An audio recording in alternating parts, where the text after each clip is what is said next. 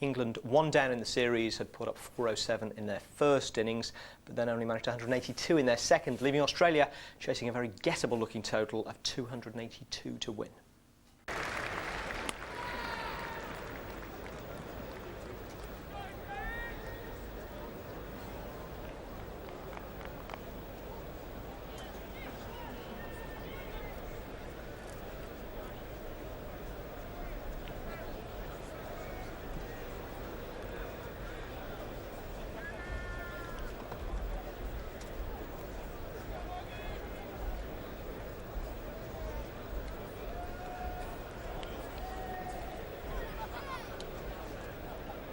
.25 to Brett Lee, a really good innings this morning. 5 to Michael Kasperovich, 236 for 9. Australia still in this, 46 to get.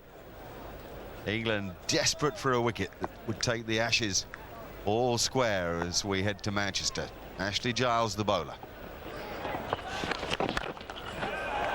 And Lee goes big and gets 4. 42 to win.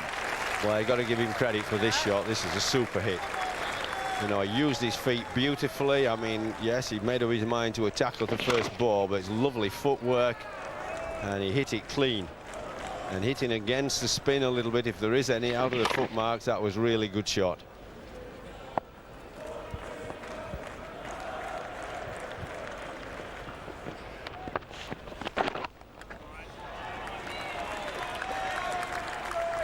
.29 to Lee now from 43 balls.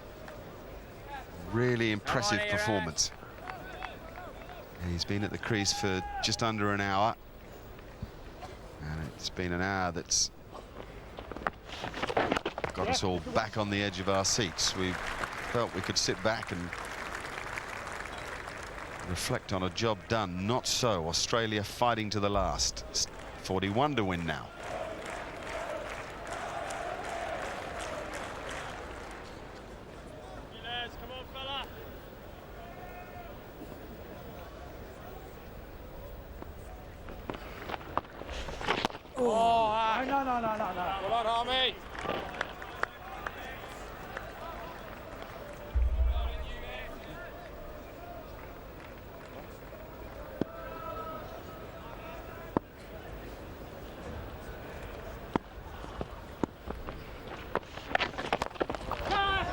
Now Casper goes over the top. That's a wonderful stroke.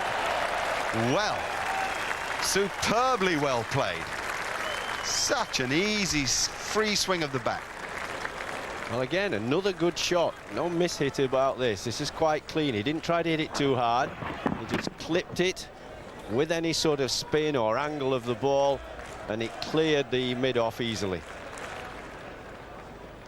This shows how important that last wicket stand was yesterday with Jones and Flintoff, 51. That'll race away for 4-2. My goodness me, 13 from the over. What a performance this is from the Australians. 33 to win. Same mark. Without that 51 last wicket stand, Australia would have won the game by 1 wicket. It's so important. It still gives England a few runs to play with. Now, I mentioned it last over. Michael Vaughan is talking to Flintoff, but I don't know what's going to. I really do think he has to go around the wicket. Then he gets all the 3 stumps to aim at if they start going to the offside. The Yorker becomes much more effective then.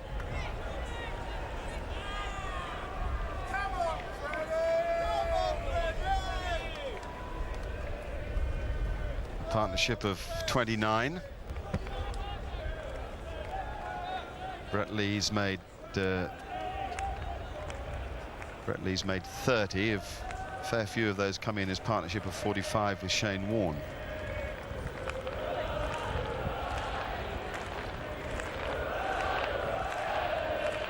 An offside bias field for Flintoff when he bowls at Lee. 3 slips, a fly slip halfway to the boundary. And that's the man who does the fielding. 32 to win.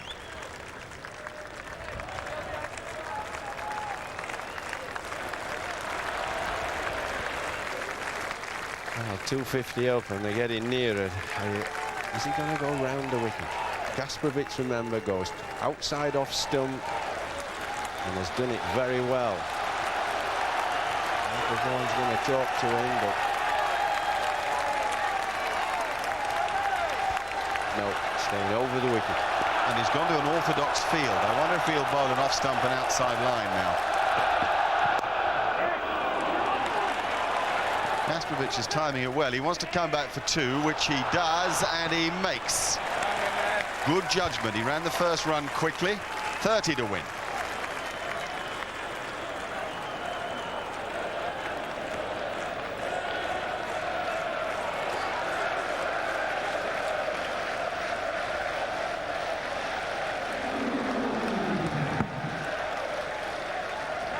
With the field as it is, 3 slips a gully and a cover in mid-off, it's you'd think he was thinking about sort of length off stump.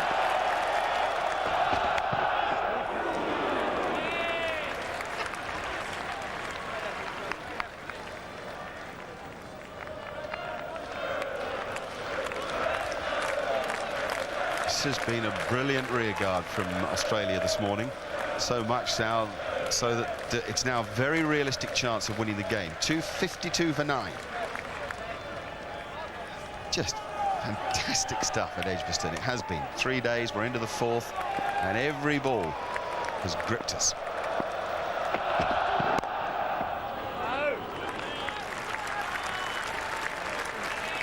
I just think these 2 batsmen have now gone into a really good comfort zone. Runs are coming. I made the point before when Giles came on, you've got to do something different. That's why I can't understand why he doesn't go around the wicket.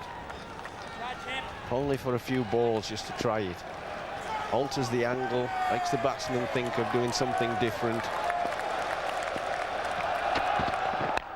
No!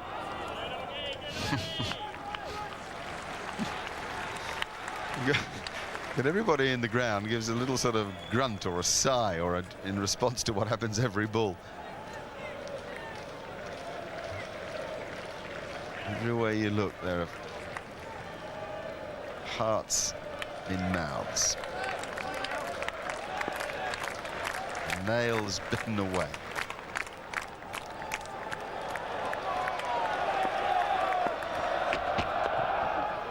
It's good pace from Flintoff.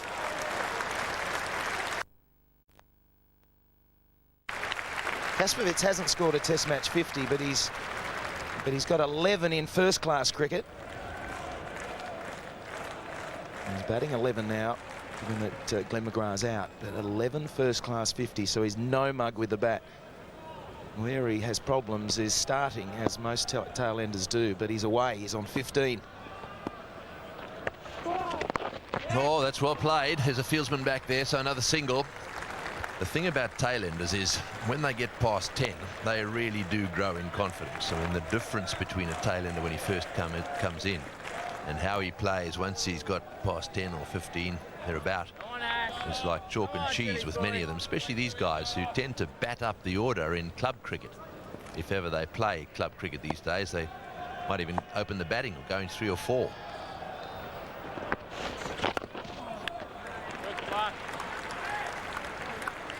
Yeah, I think it's important for the tail-ender to know he's done it before as well. And here's Michael Kasprovic in 97 at this very ground, 56 with Shane Warne, and that was the 9th wicket partnership. So he's been involved in one of these tricky little partnerships before. Yes, one. You're not afraid. Yes, there's nothing like having done it, a little bit of it before. So the end of another one. 27 to win. This has been an incredible Test series so far. Every single day of this series has been really worth being at the ground. It's been so interesting to watch the reaction of the English folk in particular, watching this England side of theirs get competitive, and they've all piled into this ground today for a game that could have lasted 2 overs. And well, it's a full house, and even they've gone just a little quiet. And they're quite pleased to see Harmison with the ball. I think they all probably thought that Flintoff was going to finish it off, but Harmison now back in. Can he produce another little gem like the one that got rid of Clark? That slower ball he bowled was really a magnificent delivery. Got their hands together as well, some of them. Biting their fingernails. Lots of them. The English supporters are saying, surely not, surely we can't lose from here. And the Aussie supporters are saying, God, can we get out of jail? The complete opposites, but all pushing for that same result. And see why Michael Clark's wicket last over yesterday was so important. 107. Right, now, a lot depending on Harmison here. He really needs to extract a little bit of that bounce that he's become famous for. He's been a difficult customer to handle. Even the top order have found him tough at times. He's hit a few of them on the head. Langer, for example, he's tickled up his ribs on numerous occasions. So you would have thought that he could really stir these two up.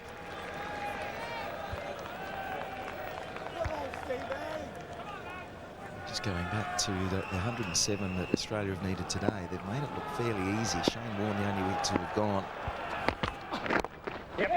Oh, he's chipped it in the air. It's gone over the infield. One go for 4. Oh, and thinking about a third. They wouldn't surely take a chance with the running. I've just had a little sneaky feeling that there's going to be a run out at some stage here. And if there is, it'll just be all down to the pressure of the occasion. A mix-up, running for the last maybe, with 3 runs to win, coming back for the third. Who knows? It's electric here at EDGBASTON.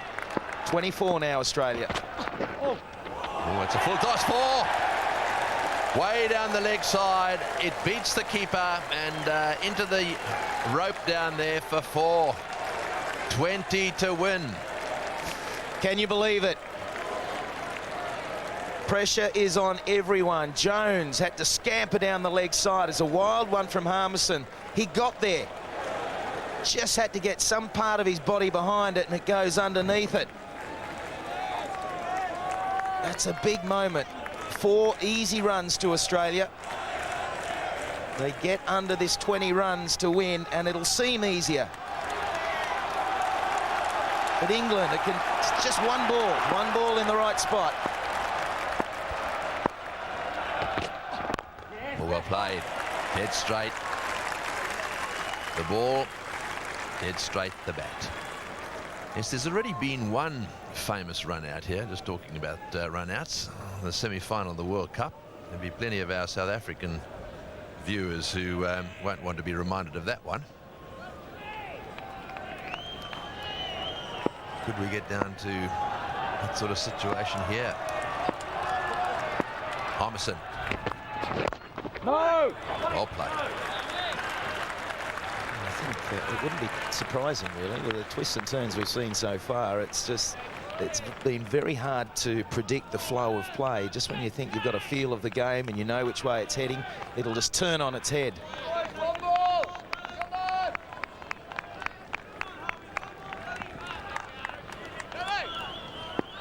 It's great stuff.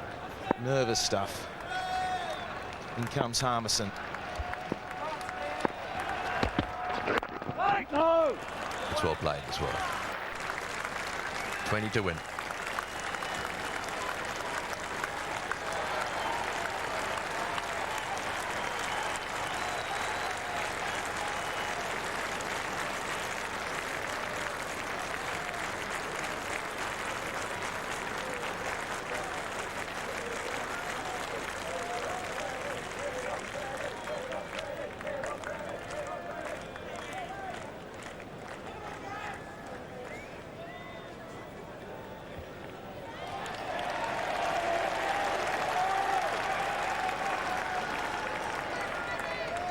Right, so 20 to win.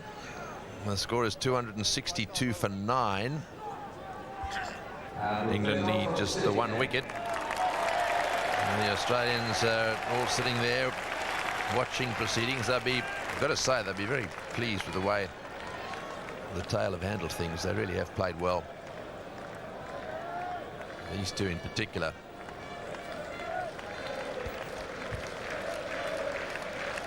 Flintoff could finish with a fifer.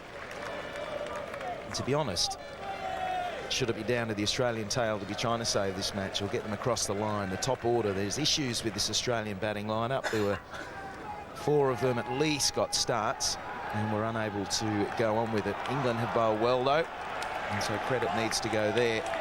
But certain issues at the top end of this Australian batting lineup, and the tail find themselves trying to scrounge the runs to get them home. Yes, it's interesting just looking down on the ground from the commentary box here. The slip cordon is totally scattered. There are gaps all over the place.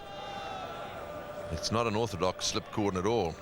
A lot of room between the keeper and first slip, and then a big gap between him and what looks like a 4th slip. Here he goes, Flintoff again. Oh, he's had a big go at that one outside off stump. Now, if you're going to have a go outside the off stump, that's the way to do it, because the top edge there will end up in the pavilion.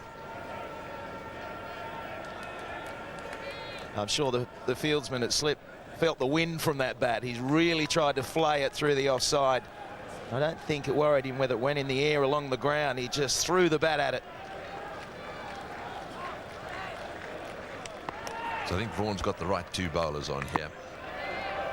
They're the ones to finish it off. Flintoff.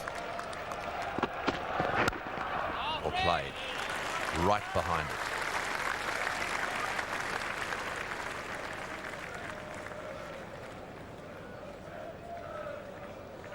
It's been an outstanding effort from Brett Lee. He combined beautifully with Shane Warne this morning, and he keeps going in combination with Kaspervitz. But technically, look at that.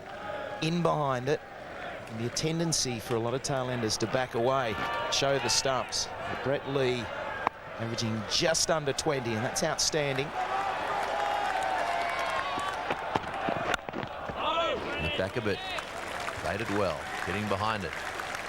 Flintoff picks it up, glares at him. The England captain waits for him to come back. There's a little chat again.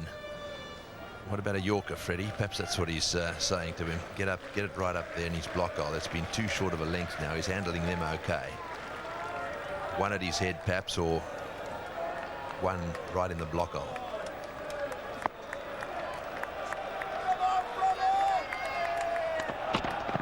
Whoops, there it is. Oh, he's hit him hard. Yep. The chat was about a short one. He smashed Brett Lee on the arm, I think it was. And he's taking time out. And so he should. There's no rush here. If he's hurt his arm, he wants to take his time. It looked to me as if it hit him right on the protection, and it still has hurt him. Just let's see where it hits. Oh, it's actually glove. It's right on his left hand. Flintoff has been brutal this morning. His pace is up there, mid-90s at times, low 90s at the slowest, and this one is flush on the glove. And I have to say that while there's good protection, when it jams against the handle of the bat, there's lucky there's a little bit of protection there, but you don't feel it as a batsman. That whole hand and it'd be going up into his wrist would be dead right now. He got a knock earlier on the wrist, and he'll be struggling to feel those fingers. Nasty stuff. I don't like the look of this. It really looks as if he's really struggling. Oh, that's good news. The fact that he's bending it as freely as that would suggest that he hasn't done too much damage, but he wants to take his time here. That was a superb delivery. There's nothing much a tailender, or even a batsman. This was straight in at the rib cage, and in order to keep it away from thundering into his chest, he had to push the gloves at it a bit. What a ball. Just watch the height as it goes past. You can see right there, you're down the order, perhaps a little higher than I thought it was. Might have been more like a throat ball, just as bad.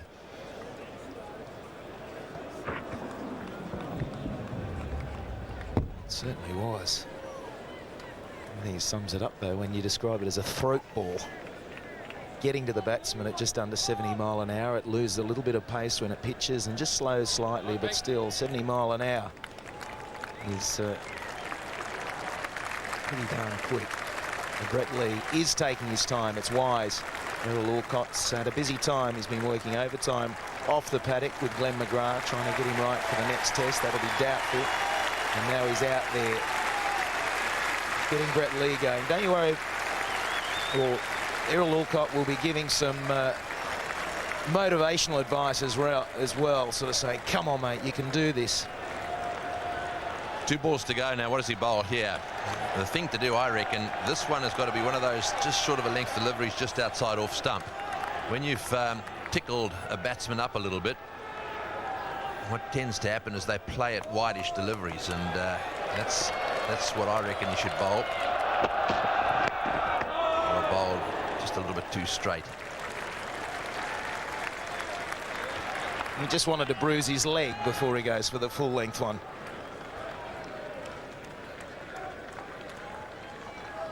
Can Brett Lee stay focused now? Just isolate the next ball coming down to him. Forget that one. Now the leg's smarting a little bit. He's got his hand that's gone a little bit numb. Pain coming through, but it's about this next ball. Australia still 20 runs for victory.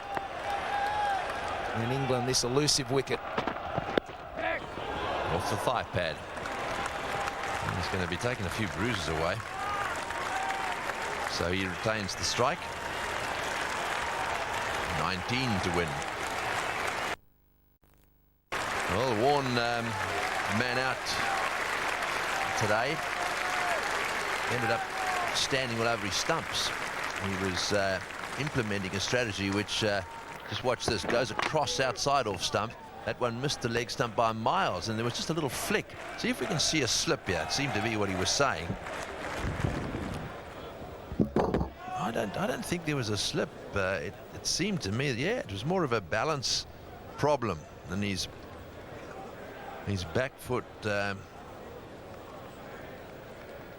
knocking the stumps down. So 41 minutes ago, 11:09, that wicket fell. Oh, inside edge for 4. That's not what England wanted. That takes it down to 15 now. Oh boy. They're the fanatics. They're going berserk. The England supporters, head in their hands. There's 15 to win for Australia. Nothing convincing about this shot from Lee, but how often do you see at this stage of a match a little inside edge and 4 runs? Unbelievable stuff here at Edgbaston. There is such a fine line between the sort of reaction you see there from the players and the crowd and the sort of reaction you'll see if he knocks the stumps down. So the fine line between despair and happiness. We've got down to a situation here where this England team will go absolutely berserk if they knock them over before they score these 15 runs required to win. 14 for a tie, by the way. I reckon Australia would settle for a tie. You called it yesterday.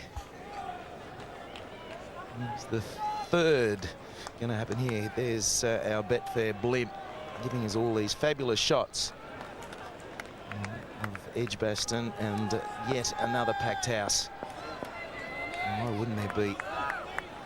15 to Australia. Harmison, what does he bowl now? It's a little bit more tricky.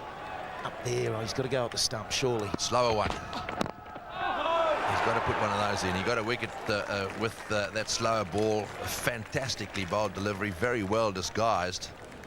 He's got to slip one of those in at some stage, and if he can get it in the same place, right up there, then always a chance of a wicket. Just to remind those of you who saw this of this great delivery, that's it there. A wonderful delivery. Just hit his toe as well and deflected onto the off stump.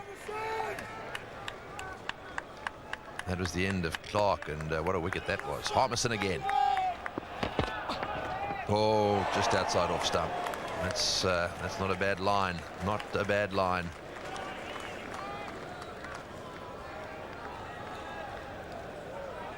Michael Vaughan. Spare a thought for him. He's not sure what to say to the bowler now. What length? There's the Australian dressing room and Ricky Ponting trying to look cool. willing his batsmen on. In a long chat this morning about their batting plan.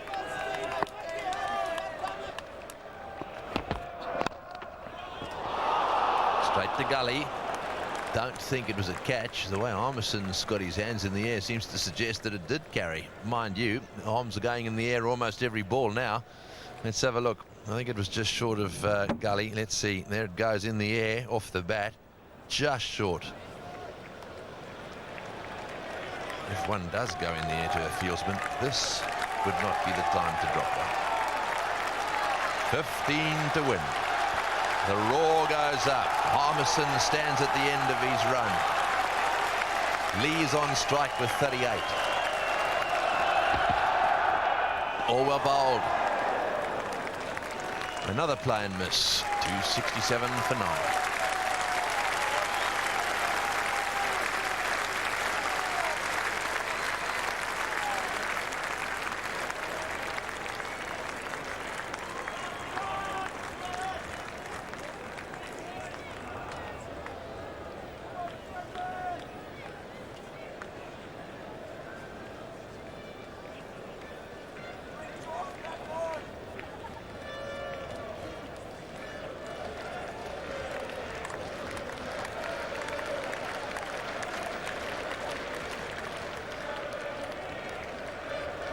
So there it is. Look at Warne, hit wicket for 42, played beautifully. He was going really well.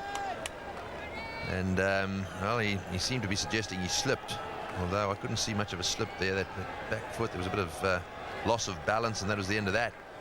Now, I think this is what England would want here. They've got Flintoff, who's got 4 for 69, bowling the Kasparovich.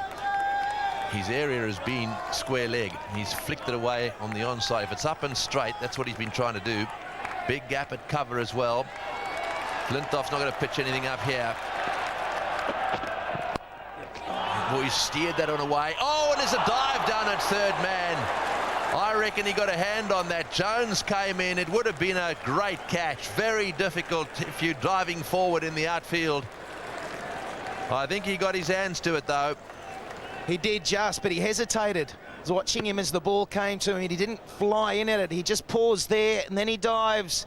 Got to him well and truly. The pressure on the fieldsman. It's not just the batters and the bowlers. It's gone down. That would have been the game to England. It's carried a long way. Big effort in the end. The ball hit the hands very hard. There are 2 of them at third man. That roar goes up again. Come on, Freddie, finish us off. No ball called, and 4. He's gone for the Yorker. No ball. He bowled it extra fast, and it's gone screaming away fine down to the fine leg boundary. So 4 and 1 for the no ball. 9 runs to win. 1 wicket in hand. Oh, I can't believe it. Wow, there's silence again around here. It's nervous stuff. 5 runs to Australia. Big mistake by Flintoff. He's going in for the kill, a Yorker. Got it a bit wrong. Under 10 runs. Get it straight. Oh, he's hit that hard, straight to mid-off. Well, that could have gone absolutely anywhere. Yes, there's one thing you just can't do. There have been a lot of 4s, haven't there? Fine. Going for the Yorker. That last one flicking the heel of the batsman. No, really fast out of the fine leg fence, and there's nothing much you can do to protect it. 9 to win. 8 for a tie. Don't write the tie off yet.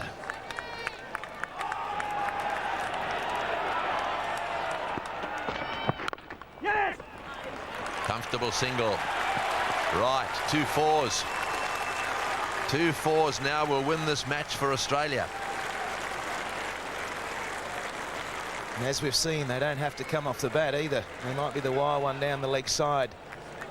I think Jones has had a very difficult time in this first session to those wire ones, and a lot have got past him. Maybe Flintoff should start to think of top of off stump. Forget the Yorker. the top of middle, Kasprowicz, he's favouring coming across his stumps. An LB chance. Well played by Kasprowicz. Away on the offside for a single. Well, I can't believe Australia can get out of jail here. But as each ball is bowled, the possibility of that happening looks more and more likely. 7 runs to win this match now. And boy, whoever wins it, there's going to be some celebrating. The Australians will be on the field. They'll carry Brett Lee and Kasprowicz off the ground. And if they win, and if the English side win, well, it's going to be something else. Inside edge, running away on the onside, another one. There's those single opportunities on either side. For Kasprowicz, he's got the gap on the offside. When Brett Lee's on strike, just around the corner on the on. But in the context of the series, if the win goes to England, the momentum they'll carry into Old Trafford will be enormous, and the series is open. If Australia go 2-0 up with 3 to play, I can't see how they can be beaten. It is crucial that England win this one for the series' sake, and I think Australia can bury England if they win it. Oh, they've been a little unlucky. There have been a few go past the outside edge. The end of another one from Flintoff. That was 91.2 miles an hour. Right, so it's going to be over to Harmison now. 6 to win and 1 wicket to get. Just thinking about the plight of the captain in the field here. Michael Vaughan now sort of wandering around in circles at the moment. Right, so he's got the ball and he's wandering over to his bowler. Little discussion here.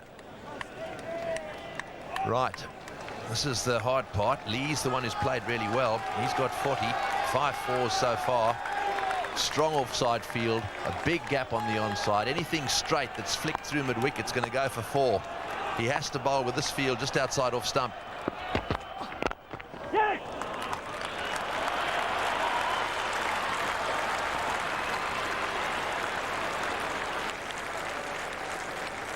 Well, there's good single opportunities on both sides, in through here, in through here. That's what they're focusing on at the moment. It's not so much the big shot. There is a man going to backward square in this position, but a lot of opportunity for those singles. Michael Vaughan still wants the 2 slips in place. He doesn't want an outside edge falling safely.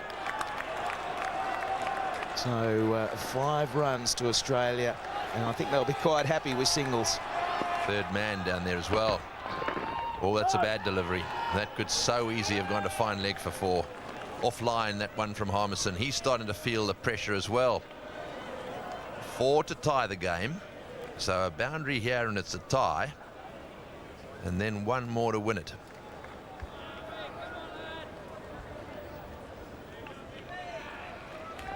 Yes, he doesn't want to play that flashy little squirt down to third man again. The man has come in off the rope down there. Harmison's got a bowl outside off stump. Oh, and a Yorker, an attempt at a Yorker there, and it was very well kept out. Only just a little inside edge. The replay will show that Kasprowicz's bat comes in at an angle. He just keeps it from getting under. Where is it? Oh, inside edge. Misses that, he's cleaned up. Watching the ball close, just keeps it out. Right, here we go. Well, wide again. That's a couple down the leg side that have been very wide.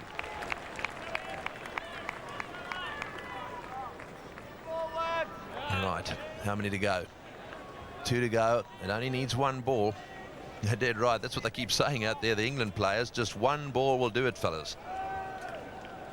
Yeah, and the worry is this line down over leg stump. I mean, Kasprowicz only has to get his rear end on it, off his back. It can run away for 4, and then that'd be the tie. The left.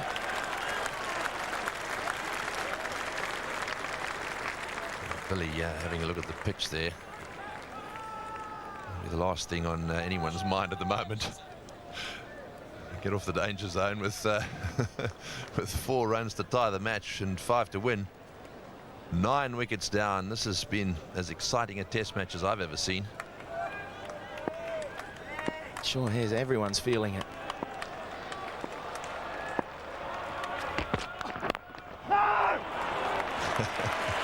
A bellowed no from down at the other end. The score remains 277 for 9. 4 to tie, 5 to win, and just 1 wicket to fall.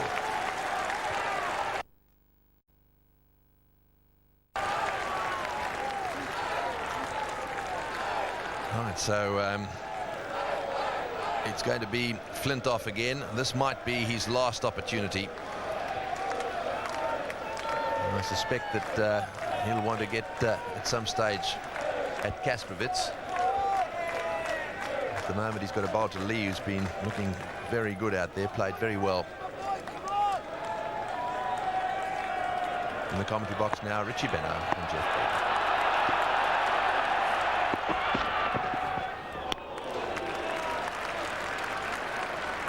It's the one to get the batsman on the back foot, but neither of these guys have been very much on the back foot. Lee, 41, and Kasprowicz, 20. Played quite superbly. And astonished big crowd here and millions watching on television, listening on radio.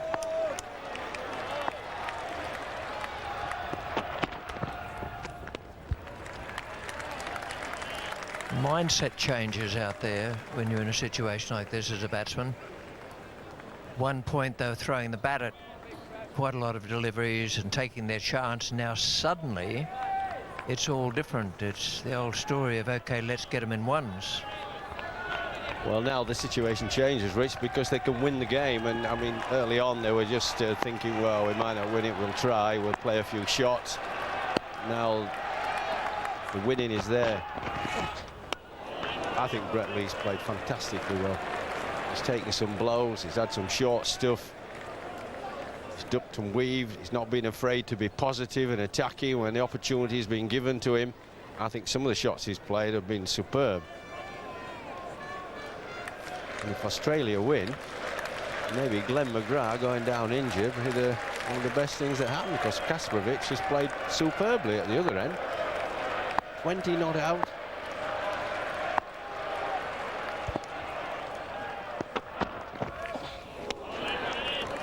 It's hard for Jones, the keeper. That was a good delivery. Lee has evaded 4 short balls in this over. He hasn't tried to play them. He's just evaded them, making sure that he doesn't get an outside edge to the slips of the keeper. The last 3 of them have come back very, very sharply, and Jones has done well to cut them off. 5th ball of the over.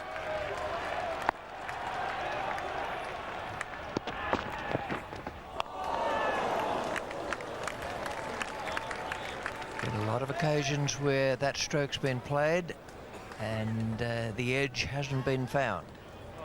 Well, this is really good bowling, because he's bowling some short stuff, made Lee duck and weave, and then another one outside off stump. He's fenced at it and the bowler hasn't got the reward.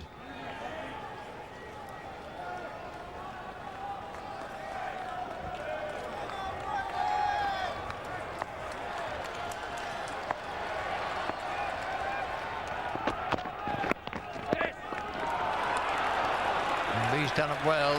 It's hit him, knocked his bat out of his hand. He's called for the one. Kasprowicz has responded. It's 278 for 9.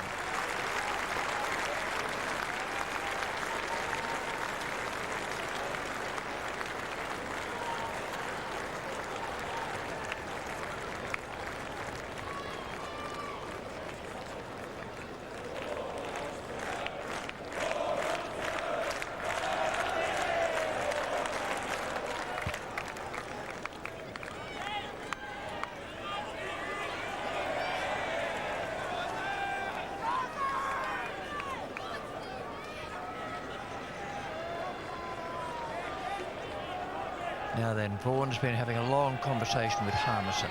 Where to pitch the ball. It should be on and just outside off stump. But not quite there. Good there. Come on up. Come on, buddy. Full toss outside off stump. Meant to be the Yorker. The idea was okay. Pressure on the bowler. I don't think, Richard, they've bowled enough length balls just outside off stump. There's been quite a few Yorkers, which is good. There's been some short stuff, which has been good as well. But I think then there's been a lot of strain down the leg side. Instead of bowling the length, they bowl that corridor of uncertainty off stump just outside. Been short again. They've been very little this morning that's been a fuller length just outside off stump. And now, if you're a bowling side, you're hoping to heaven that the batsman doesn't get a nick for 4. That's the one area that you can't do much about. You can set your fielders, put them in certain positions, tell your bowler where to bowl, but a nick is the one place. Jones! Bowden! Kasprowicz, the man to go, and Harmison has done a despair on the faces of the batsmen, and joy for every England player on the field. Victory by 2 runs for England. Harmison has got the wicket. Kasprowicz has done what he thought was right, and Jones has somehow managed to scramble across and dive and get both hands around the ball to end one of the most thrilling games of cricket there's ever been.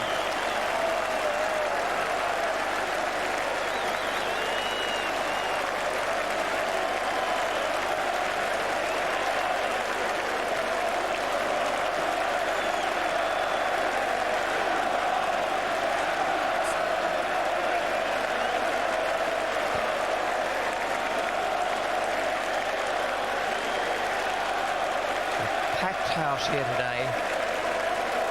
They all had tickets. They could have stayed away because they might have thought it would be all over very quickly. Instead, they've come along and jammed the ground and seen one of the greatest finishes imaginable.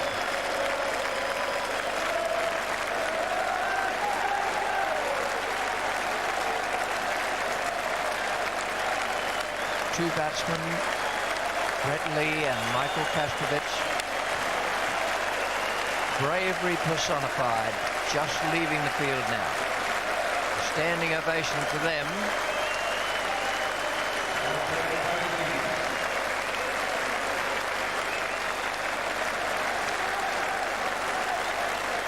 And this is how it happened. Short ball, glove, Jones, not an easy catch either. He had to judge the slow pace of it and get across. Did it well. Two teams shaking hands after one of the more memorable contests in the history of Test cricket.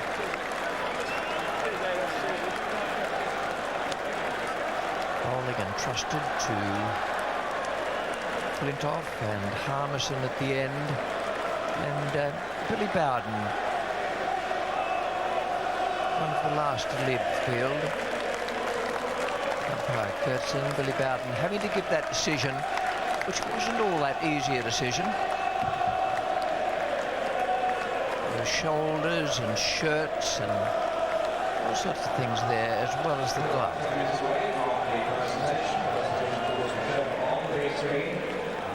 The final scorecard. Overnight, Michael Clarke was dismissed with Harmison's slower ball out for 30. And when they came out today, it was Shane Warne who was there with Brett Lee. Warne hit wicket, trot on wicket, bowled Flintoff for 42 from 59 balls. Michael Kasprowicz record. Geraint Jones bowled Harmison 20 from 31, and Brett Lee remained not out 43. 279, needing 282 to win. The victory margin for England, 2. Now the bowling figures. Harmison 17.3 overs, 3 maidens, 2 for 62. Hoggard 5 overs, no maiden, 1 for 26. Giles 15 overs, 3 maidens, 2 for 68. Flintoff 22 overs, 3 maidens, 4 for 79. And Jones 5 overs, 1 maiden, 1 for 23. Hoggard and Jones didn't bowl today. And that's the story of the game. It'll be in the history books of cricket for a long, long time as one of the lowest and smallest margins of victory. England 407 and 182. Australia 308 and 279. England won by 2 runs.